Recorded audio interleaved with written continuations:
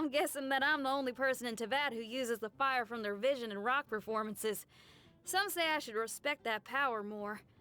But the way I see it, the gods gave the vision to me, so they like my style, don't you think? I made this guitar myself, you know. Based it off a rock and roll instrument from Fontaine at first, but it stopped looking like the original real fast. I wanted to give it a rad name like the Fire Lyre, or the Jade Breaker, or the Hill Stiller. Oh, still feels like we're missing something. Any ideas? I have dinner at the One Mean restaurant often. If Xiang Ling's got some time on her hands, we'll chat till it's real late. Huh? You want to know what to order? See, I actually eat everything she makes. It's never the same thing, and the flavor's different each time, too. Oh, she's the rock star of the culinary world, she is. There was this one fella who invited me to perform at his place back when there weren't many who would give my music the time of day. I was touched, let me tell you what. Like, hey, someone gets it. I agreed right away. But when I got there, I found out that he was the consultant at the Wangsheng funeral parlor.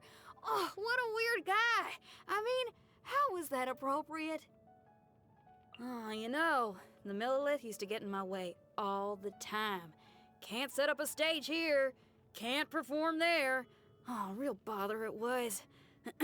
But after I wrote to the Ministry of Civil Affairs, I heard that the Tianquan amended one of Liu's, some rule or something? She designated some spots for performances to take place so long as you apply.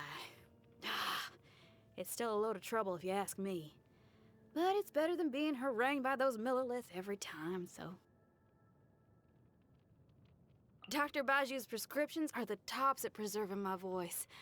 I did an impromptu performance for him as thanks, but the snake he keeps around his neck fainted away.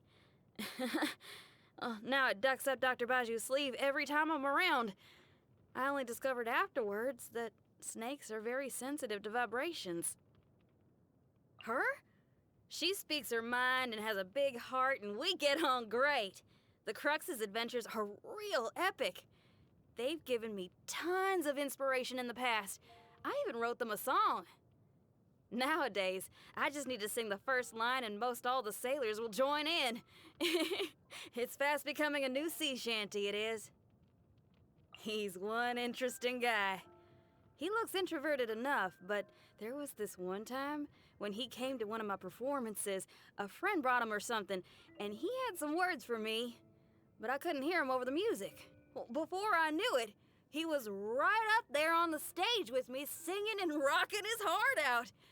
Guess you really can't judge a book by its cover. I have no clue what she's thinking going around looking all happy-clappy like that when she's the head of the Wangsheng funeral parlor. Always greets me cheerily, too, saying, I like people who play with fire. They're good for business, or something like that. She's a bit bizarre, I tell you. Tell you a secret, but you gotta keep it that way, you hear?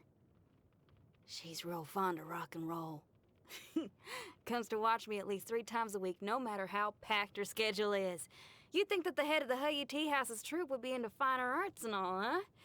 But I guess it gets suffocating after a while. Say, do you notice anything different about me today? I did some facial massages to relax my mouth and eyes and practice smiling less broadly in front of a mirror for half an hour. So, how'd it go? Do I look a bit less fierce than usual? Even scarier. Okay.